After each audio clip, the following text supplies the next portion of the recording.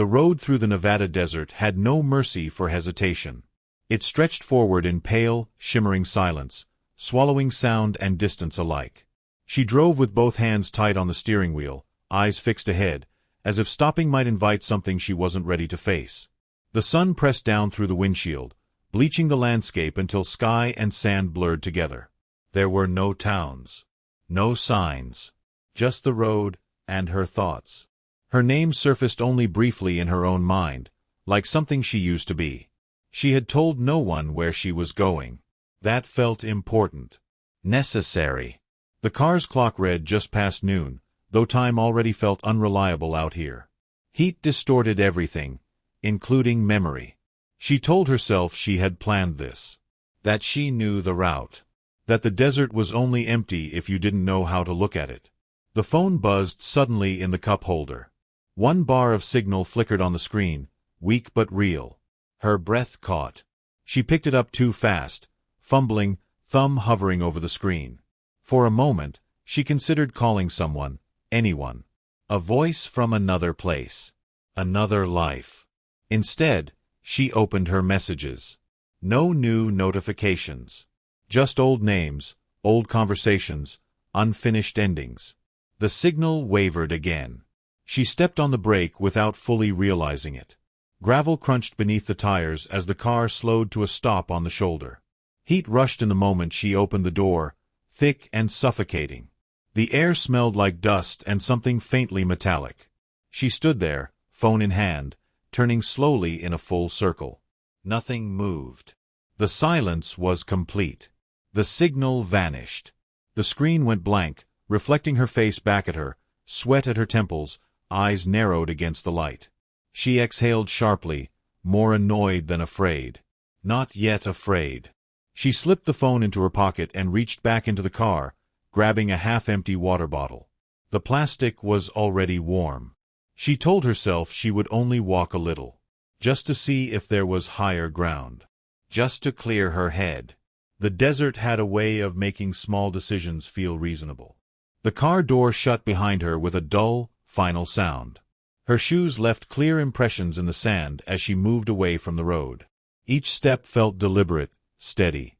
She walked with purpose, scanning the horizon, squinting into the distance. The heat pressed harder the farther she went, wrapping around her shoulders, crawling down her spine. She stopped once, turned back, and hesitated. The car looked smaller already. She took another step. By the time the sun began to dip, the road was empty again. No passing vehicles. No movement. Only a parked car baking under the sky, and a trail of footprints leading away from it, stretching into the desert, where the silence waited to close in behind her. By the time the trucker noticed the car, the sun was already lowering itself toward the western ridgeline, turning the desert a dull copper color. He slowed instinctively, hazard lights blinking as he pulled onto the shoulder. Vehicles didn't stop out here unless something was wrong. The engine ticked as it cooled. Wind slid across the open land, carrying heat and grit. The car sat at an angle, front tire just off the asphalt. Windows rolled up. No movement inside. From a distance, it looked ordinary, almost staged, as if waiting for someone to return. The trucker stepped closer, boots crunching softly on gravel. He shaded his eyes and peered through the glass. The interior was empty. He tried the door. Locked. 20 minutes later, the desert echoed with the sound of another engine. A patrol vehicle rolled to a stop, lights flashing uselessly in the brightness. The responding officer moved slowly, scanning the ground before he even reached the car. Training taught him to look for what didn't belong. Out here, that was almost everything. Inside the car, nothing appeared disturbed. A purse lay on the passenger seat. Sunglasses rested in the center console. The dashboard clock blinked faintly, frozen at a meaningless time. The keys were gone. The officer noted that immediately. People didn't leave their cars without their keys. Not in this heat. Not without a reason. He stepped back and studied the surrounding terrain. No skid marks. No signs of a struggle. Just silence pressing down from every direction. He radioed for backup, his voice steady, professional, though the scene unsettled him more than he expected. There was something about how complete the stillness felt, as if the desert had already accepted the car as part of itself. As shadows stretched longer, more vehicles arrived. A search coordinator took charge, issuing calm instructions. Photographs were taken. Coordinates logged. The road was checked in both directions for miles. No witnesses came forward. No one remembered seeing the car stop. Out here, moments disappeared easily. The first footprints were discovered just beyond the shoulder, half hidden by drifting sand. They moved away from the road in a straight line, unhurried. Someone had walked off with intention. The realization settled uneasily among the small group now standing in the heat. People didn't walk into the desert by accident. They marked the prints with flags, careful not to disturb them. The coordinator crouched low, tracing the outline with his eyes. The spacing told a story, controlled steps, not running. Whoever it was hadn't panicked. Not at first. That detail bothered him more than anything else. As night approached, the temperature dropped sharply. The search was paused, reluctantly. Protocol demanded daylight. The desert did not forgive mistakes after dark. They secured the area and left the car where it was, a silent witness under the stars. When the sun rose again, it would find the same empty vehicle, baking beneath the sky. But the footprints would be waiting too, leading outward, away from safety, pulling the search into the vastness beyond the road. At first light, the search resumed quietly.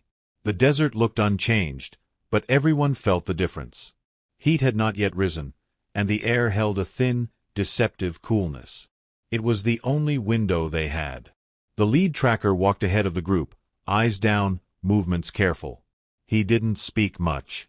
He didn't need to.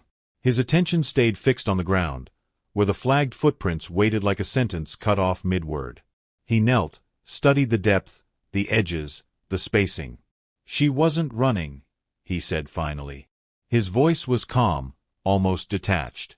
"These are measured steps." The team followed as the footprints carried them away from the road.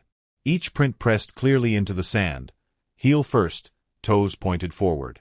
The pattern suggested confidence, or at least the belief that help was somewhere ahead. The tracker explained as they walked, narrating the invisible story beneath their feet. Pace. Weight shift.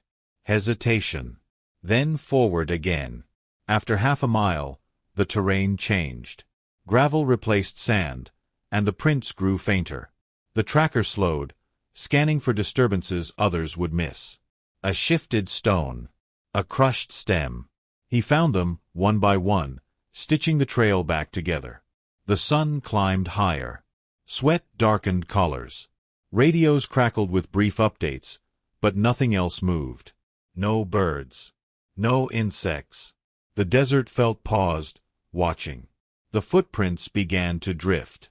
Not sharply, but subtly, angling east, then correcting west.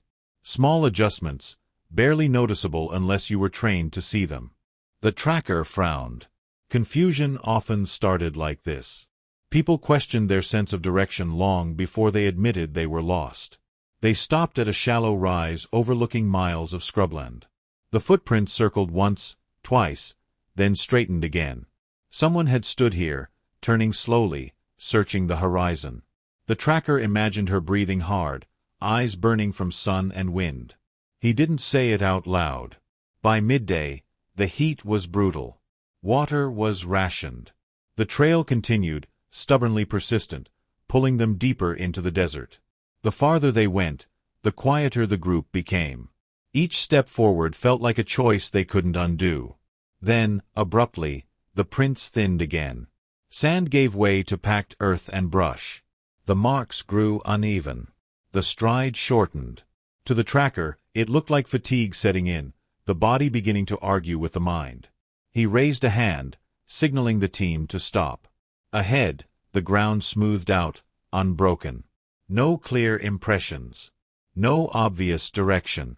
The footprints didn't end so much as dissolve. "Doesn't mean she vanished," the tracker said, reading the tension around him. "Means the ground stopped telling the story." They spread out carefully, searching for the next sign, knowing that whatever lay ahead would not be simple. The desert rarely was. They moved slowly, widening their pattern, careful not to erase what little remained. Every scrape of a boot felt dangerous. The tracker reminded them to trust absence as much as evidence. In deserts, he said, nothing disappears without leaving meaning behind. The heat climbed higher still, pressing down on shoulders and thoughts alike. Somewhere ahead, the ground would change again. It always did. And when it did, whatever story waited there would not be gentle.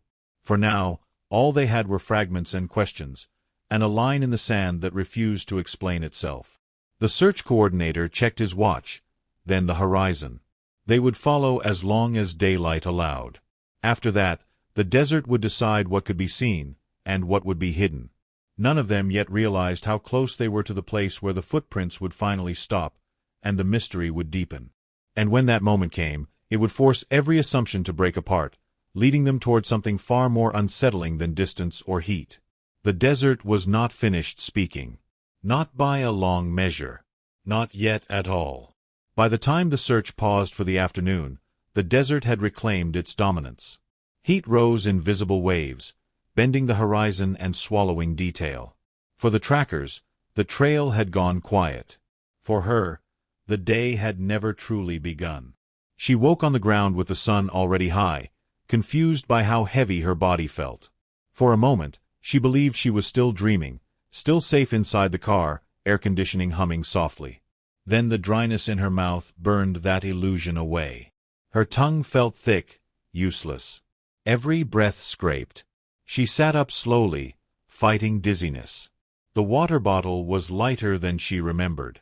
She shook it, listening to the shallow slosh. Not enough. She knew that immediately. The desert had a way of making math brutal. Distances stretched. Time collapsed. She told herself not to panic. Panic wasted energy. She stood, brushing sand from her clothes, and chose a direction based on instinct rather than logic. Somewhere, there had to be a road. A structure. Anything. She walked with her head down, focusing on placing one foot in front of the other. Heat altered thought in subtle ways. It didn't announce itself. It whispered. She began to remember things incorrectly.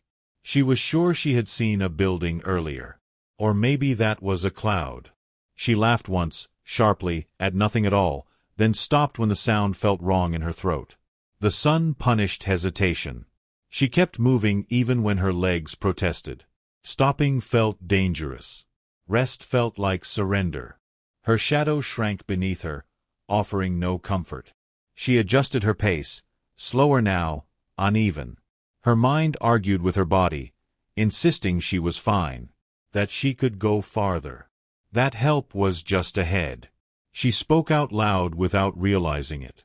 Simple phrases. Reassurances. Bargains. Just a little more. The words sounded reasonable in the open air. They felt true. Heat had a way of making lies feel logical. At some point, she turned. She wasn't sure why. Something told her she was going the wrong way. The certainty was overwhelming. She corrected her course sharply, heart pounding with sudden urgency. She did not consider that the certainty itself might be false. Her breathing grew shallow. Each step required intention. She stopped again, hands on her knees, staring at the ground as if answers might rise from it. Dark spots crowded her vision. When she straightened, the horizon tilted slightly, then steadied. She smiled weakly, reassured by the fact that it passed. She rationed the last of the water, taking tiny sips that did nothing to ease the ache in her chest. The bottle was empty sooner than she expected. She kept it anyway, unwilling to accept what that meant. Thirst sharpened her thoughts and dulled them at the same time. By mid-afternoon, her pace had slowed to a shuffle. Her footprints shortened, dragged. She didn't notice. She was busy convincing herself that slowing down was smart, that conserving energy was survival, that she was making good choices. She found a patch of shade beneath a low outcrop and collapsed into it, relief flooding her limbs. Just a few minutes, she decided. Just until the dizziness passed. She closed her eyes, certain she would hear engines, voices, anything. The shade shifted as the sun moved. When the light touched her face again, she opened her eyes, startled. Panic flared briefly, then softened into resignation. She stood once more, correcting her path again, unaware she was circling, unaware that each decision now carried her farther from the road. Heat made you lie to yourself. It told you stories that felt like hope. And she believed every one of them as she walked on, deeper into the desert, toward a night she could not yet imagine. By the time the sun slipped below the horizon, the desert exhaled. Heat drained away quickly, leaving behind a sharp, unfamiliar cold. For the search teams, nightfall meant retreat. Radios crackled with reluctant acknowledgments as vehicles turned back toward the road. Protocol was clear. Darkness here didn't just hide danger. It multiplied it. For her, night arrived without warning. She felt it first in her skin. The warmth she had cursed all day vanished, replaced by a chill that crept into her muscles and stiffened her joints. She wrapped her arms around herself and kept walking, breath visible now, each exhale thin and uneven. The sky deepened from blue to black, stars emerging one by one, indifferent and impossibly bright. Silence did not last. At first, it was only wind, sliding through brush and rocks, reshaping familiar shapes into something uncertain. She flinched at every sound, turning too quickly, heart hammering. Her eyes struggled to adjust. The desert no longer looked empty. Shadows pooled and shifted. Distance became meaningless. She told herself to stay calm. She had survived the heat. She would survive this too. The words sounded weaker without the sun backing them up. Then came the howls. They rose from far away at first, thin and broken, carried on the wind. Coyotes. She knew the sound, had heard it before on trips she barely remembered now. Back then, it had felt wild, even beautiful. Here, alone and exposed, it felt like a warning. She froze, listening. The howls answered one another, closer now, overlapping. The sound moved across the landscape, surrounding her without ever settling in one place. Her pulse thundered in her ears. She whispered, "No," to no one at all. She backed toward a cluster of rocks, crouching low, making herself small. Her teeth chattered uncontrollably. The ground was cold beneath her hands. She tried to control her breathing, counting silently, the way someone once told her to. 4 in, 4 out. It helped for a moment. Her mind filled the darkness with images she could not stop. Eyes watching from the brush. Shapes moving just beyond sight. She knew, logically, that coyotes avoided humans. Logic felt fragile now. Everything felt fragile. The sounds shifted again. Some faded. Others drew nearer. She pressed her back against the rocks and stared into the black, straining to see movement that might not exist. Every scrape of stone, every rustle of leaves felt amplified, personal. Hours stretched. Time lost its shape. She drifted between shallow sleep and sudden, gasping wakefulness. Each time she closed her eyes, the howls returned in her dreams, louder, closer, impossible to escape. She woke shaking, convinced something had touched her. Above her, the stars burned cold and steady. The desert offered no comfort, no shelter, only exposure. When dawn finally approached, it did not arrive gently. The cold deepened before it broke, settling into her bones. She stood stiffly, joints aching, and looked out over the land she could barely recognize anymore. Daylight revealed nothing that felt familiar. No road. No car. No clear direction. In the distance, the search teams would be returning to the trail, unaware of the sounds that had kept her awake, unaware of how much the night had taken from her. She took a step forward as the sky lightened, driven by a quiet, stubborn need to keep moving. Behind her, somewhere in the fading dark, the desert fell silent again.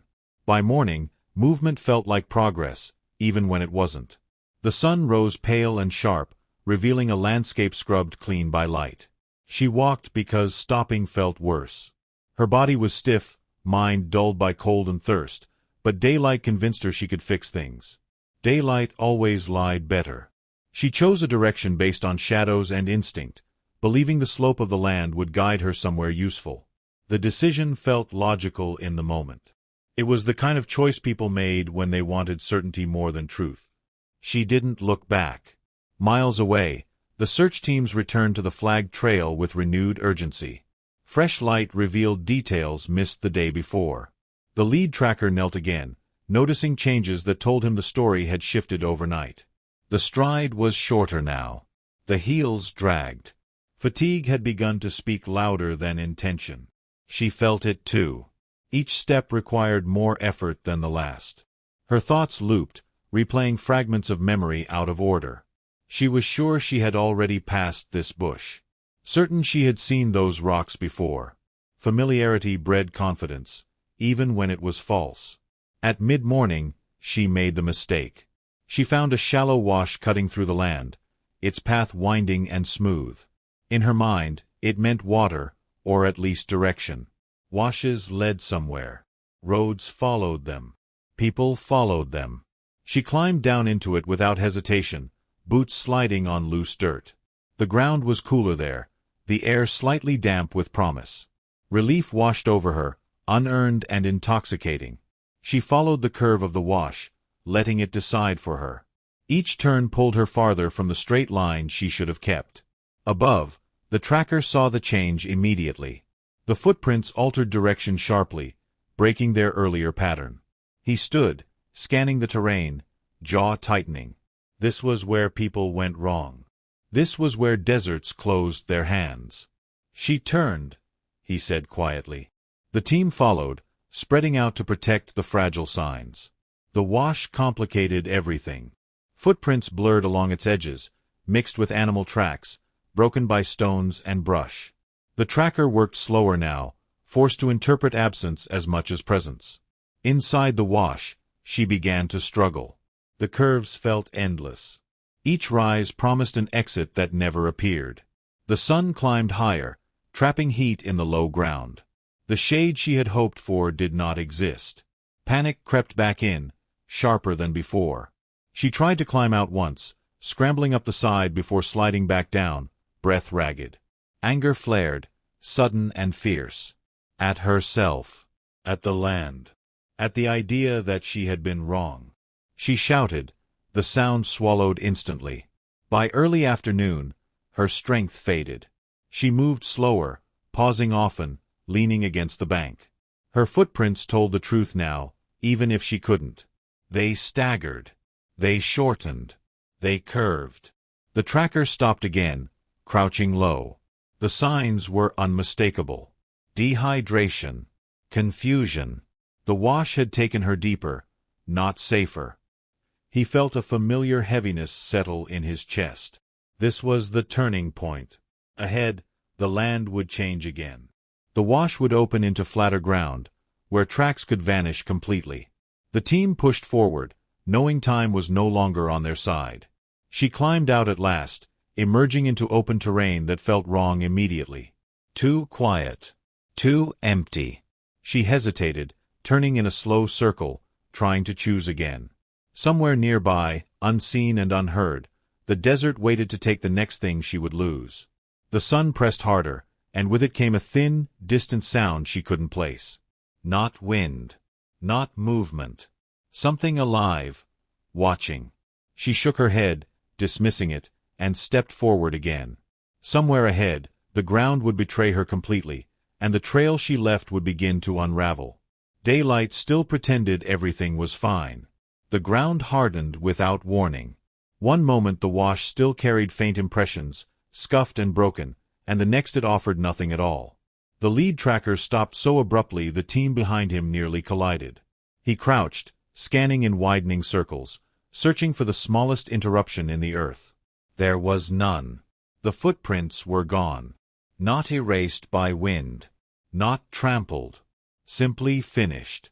The team fanned out instinctively, spacing careful and deliberate. Radios stayed silent. Everyone understood the rule here. Speak only when you're sure. Boots moved slowly, lifting higher than necessary to avoid destroying what might still exist. The tracker followed the last clear sign again and again, tracing it backward in his mind, unwilling to accept the absence. A few yards ahead, the land dipped slightly, dotted with scrub and scattered rock. The tracker rose and walked toward it, heart tightening as recognition set in. He'd seen places like this before. Places where stories changed. The smell reached them first. It was faint, musky, almost sweet beneath the heat. Animal. Natural. Wrong only because of where they were standing. The tracker raised a hand. Everyone stopped. They were at the edge of a cluster of shallow depressions carved into the ground, half hidden by brush and shadow. Coyote dens. Tracks crisscrossed the area, dozens of them, overlapping and chaotic. Small paw prints. Drag marks from scavenged meals. The ground here was disturbed, churned beyond easy reading. The human trail did not continue through it. It stopped at the edge. The tracker knelt again, slower this time. He studied the final footprint, clearer than any before it. The toe angled slightly inward. Weight uneven. Fatigue captured perfectly in one pressed shape. Beyond it, nothing human answered back. "She stood here," he said quietly. "For a while." No one asked how he knew. The space itself said enough. The scuffed earth. The uneven marks. Someone had hesitated here, turning, deciding.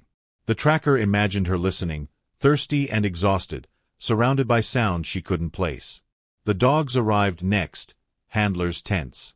The first dog pulled eagerly at the leash, nose low, until it reached the same invisible line. Then it stopped. Whined. Refused to move forward. A second dog reacted the same way, circling, confused, then sitting abruptly. The handlers exchanged looks they didn't like. Coyotes were common. Their dens alone didn't explain this. But dogs trusted instincts people couldn't. The area felt wrong. Not violent. Not chaotic. Simply closed. The search coordinator stepped closer, scanning the surroundings. No blood. No torn clothing. No signs of a struggle. No drag marks leading away. The absence of evidence pressed harder than any discovery could have. Questions rose unspoken. Had she collapsed here? Had animals scattered what remained? Or had she done something else entirely? They widened the search perimeter, moving carefully through and beyond the dens, but the ground refused to cooperate. Human signs did not reappear. The desert had taken the trail and locked it away. Above them, the sun burned mercilessly. Below, the earth offered no answers. Radios crackled softly as updates were relayed back to command. The words felt thin. Tracks terminated. Animal activity present. No continuation. For the first time, doubt moved openly among them. Someone asked if they should pull back. Someone else suggested aerial support. The coordinator nodded but said nothing immediately. His eyes stayed fixed on the last footprint, the place where a living person had stood and then vanished into uncertainty. Far away, unseen by any of them, she was still moving. Her path had bent, twisted by exhaustion and fear. She had passed near the dens without understanding what they were, too focused on the promise of shade and rest. The sounds from the night before echoed faintly in her memory, distorted and distant. She had kept going, unaware that the ground beneath her feet would one day tell a different story than the one she was living. As the team marked the location and prepared to regroup, the desert remained silent. Coyotes watched from a distance, curious but uninterested. The sun climbed higher, flattening shadows and erasing depth.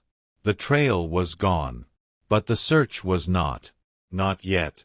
Somewhere beyond the dens, beyond reason and expectation, the story continued, fractured, fragile, and moving toward a place that would force every assumption to break apart. By late afternoon, the search shifted from tracking to understanding. The coordinator requested a wildlife specialist, someone who knew these animals without fear or myth.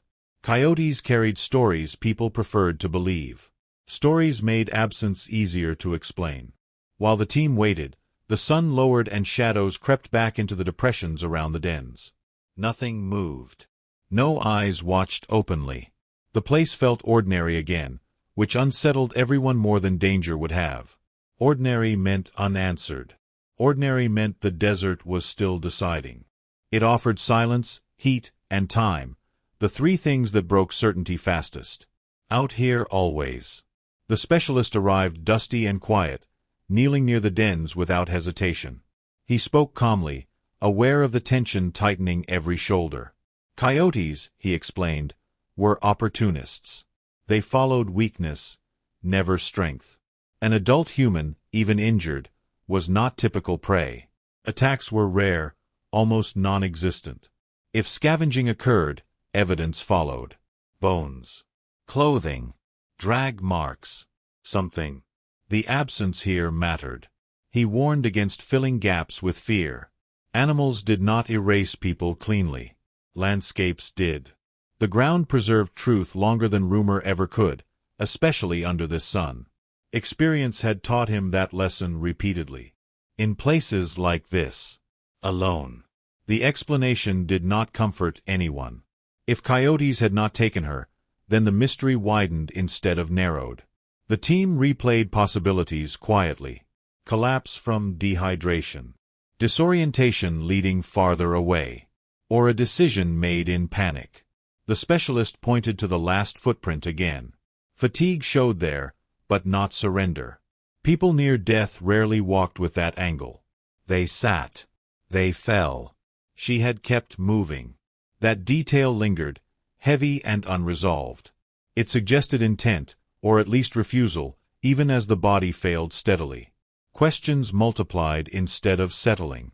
No answer felt safe now. Not here. Not yet. As daylight thinned, command debated next steps. Air support would come. Wider grids would be drawn. But privately, something shifted. The case no longer followed expected patterns. The desert had interrupted logic. Some wondered if she had intentionally avoided the dens, skirting danger without knowing how close she came. Others questioned whether exhaustion had pushed her beyond rational choice entirely. No theory fit cleanly. Each left something unaccounted for, some human element that refused to be reduced. It hovered between evidence and instinct, frustrating everyone involved. The silence pressed harder as evening approached. Answers stayed distant, unreachable for now. When the team finally pulled back for the night, the dens were marked but untouched. No conclusions were drawn aloud. Somewhere beyond their perimeter, the woman's path continued, invisible to those searching for it. Whether she still lived or not remained unknown. What was clear was this: coyotes were not the explanation people wanted. The truth, whatever shape it took, would be quieter, harder, and far less comforting than teeth and blood. That realization followed them back to their vehicles, heavy and unwelcome. Tomorrow, speculation would harden into competing theories. And none would explain everything. Not the footprints. Not decisions. The desert settled into darkness again, holding its secrets without effort. From this point forward, the investigation would fracture. Survival and disappearance would compete as explanations, each demanding belief without proof. Somewhere, the woman's story moved ahead of them, shaped by choices no one else could see. By morning, hope, doubt, and fear would all claim equal space. The search had reached a line where facts ended. What came next would be interpretation. Those interpretations would soon divide everyone involved. And none would come without consequence. The story was no longer singular. It was splitting already. Quietly, inevitably. By dawn. By the third day, the search no longer moved in a single direction. It spread outward in ideas instead. The absence of tracks beyond the coyote dens forced the investigation into speculation, and speculation demanded explanations. Command gathered everyone beneath a portable shade canopy, maps weighted down by rocks, radios turned low. The desert listened without reacting. The first theory came easily. Dehydration. Exposure. Collapse. It was the most humane explanation, the one people preferred. She had wandered until her body failed, fallen somewhere beyond the readable ground, and the desert had done the rest. Wind. Time. Animals after the fact. It required no intention, no terror beyond endurance running out. Many nodded when it was mentioned. It allowed grief to take a familiar shape. But the tracker spoke carefully. If she had collapsed, the signs would have changed. There would have been a place where movement stopped, where weight pressed downward instead of forward. Sitting marks. Knees. Hands. Something. The desert did not hide everything at once. It erased slowly. He had seen that pattern too many times. This was not it. The second theory made everyone quieter. Animal involvement, delayed and partial. Not predation, but scavenging. She collapses, animals scatter remains, tracks vanish in the confusion. It explained the dens. It explained the dog's behavior. It explained the silence. But the wildlife specialist shook his head. There were rules even in chaos. Clothing lasted longer. Bones traveled differently. Evidence lingered. Here, there was nothing that suggested that kind of ending. The desert had not been disturbed violently. It had simply been walked away from. That left the third theory. Voluntary disappearance. No one liked saying it out loud. It felt accusatory, unfair. But it hovered anyway. The tracker returned to the earliest footprints. The deliberate pace. The choice to leave the road. The second-day turn. The refusal to stop moving. People did strange things under stress. Sometimes they kept walking not to be found, but to escape something no one else could see. The desert offered that kind of vanishing. The coordinator pushed back. She had no supplies. No plan. No reason, as far as anyone knew. But reasons weren't always visible from the outside. The tracker didn't argue. He simply reminded them that confusion and intention could coexist. Desperation could look like resolve. The conversation circled, growing tighter. Each theory solved one problem and created another. None explained everything. Not the dog stopping. Not the clean ending of the trail. Not the lack of panic early on. The desert had not given them a narrative. Only fragments. As the sun lowered again, the team dispersed to assigned sectors, carrying doubt alongside their gear. Radios crackled with updates that went nowhere. No sightings. No signs. The land beyond the dens remained blank. Far from the perimeter, she was still alive. Her body moved mechanically now, driven by habit more than thought. She did not remember choosing a direction. She only remembered the need to avoid staying still. The night sounds had not followed her, but their memory had. Each shadow felt intentional. Each pause felt dangerous. She believed, with a certainty that surprised her, that stopping meant dying. When darkness fell again, she found shallow cover near a rise she couldn't climb.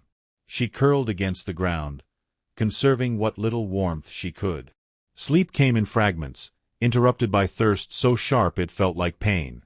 She dreamed of water she could hear but not reach. At dawn, she woke to a sound that did not belong to the desert. Engines. Distant. Faint. Possibly imagined. Her heart surged anyway, sudden and violent. She stood too quickly, nearly falling, and staggered toward the noise. The ground betrayed her, uneven and loose. She dropped to her knees, breath ragged, calling out with a voice that barely worked. The sound faded. Back at command, a call came in just as morning briefings began. A weak signal. Static-laced. A voice so thin it was almost lost. The words were unclear, but the implication was unmistakable. Someone was alive. Everything would change now.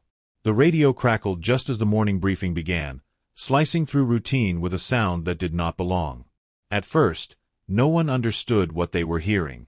Static surged, then dipped. A voice surfaced, faint and uneven, as if pulled from underwater. "Hello." The coordinator froze. Every conversation stopped. No one moved. The sound came again, fragile, distorted, undeniably human. They rushed to the equipment, hands suddenly clumsy. The technician adjusted frequencies, trying to anchor the signal before it vanished. The voice returned in fragments. Breathing. A cough. Words that refused to hold together. "I can't see." The tracker felt something tighten painfully in his chest.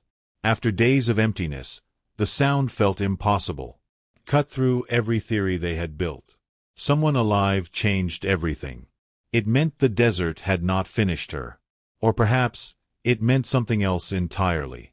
They tried to speak back, keeping their voices calm, measured. Questions came slowly. Name. Location. Condition. Each response arrived late, delayed by interference and exhaustion. She could not give coordinates. She did not know where she was. She only knew she was cold, then hot, then cold again. She said she could hear animals at night. She said the ground hurt her knees. Then the line went dead. No warning. No goodbye. Just silence. For a long moment, no one spoke. The coordinator exhaled sharply, already issuing orders. Air support diverted. Search grids redrawn. Every available unit moved. Hope surged through the camp, dangerous and intoxicating. The desert had given something back.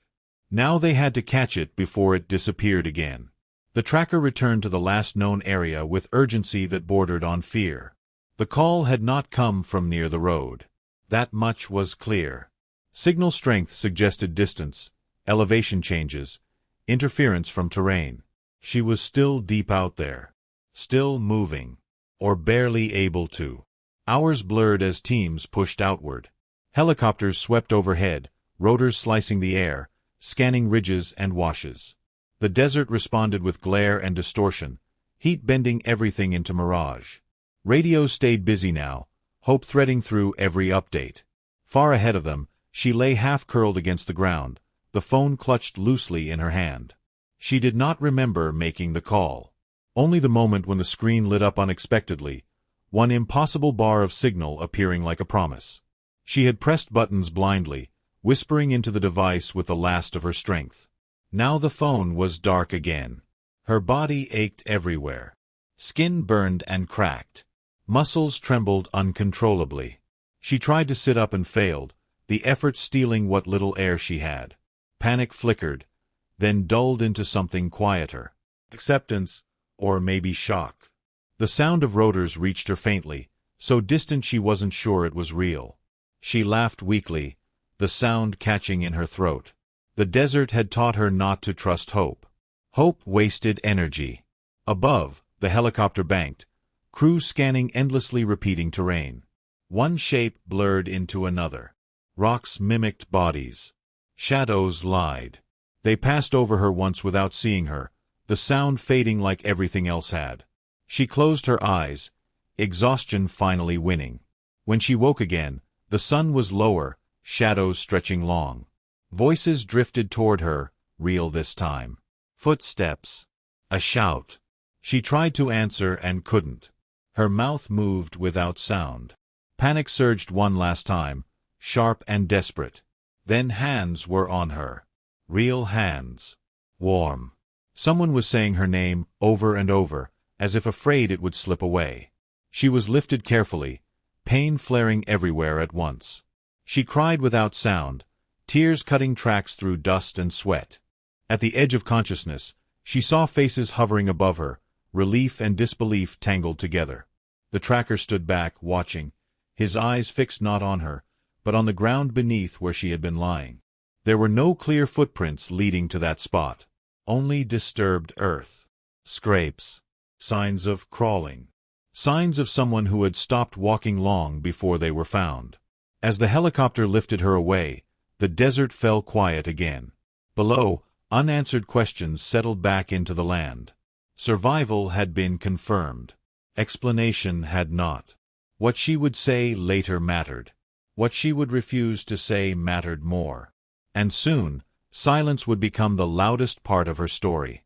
The hospital room smelled like antiseptic and recycled air, a sharp contrast to dust and sun. Machines hummed softly, keeping rhythm where her body no longer could on its own.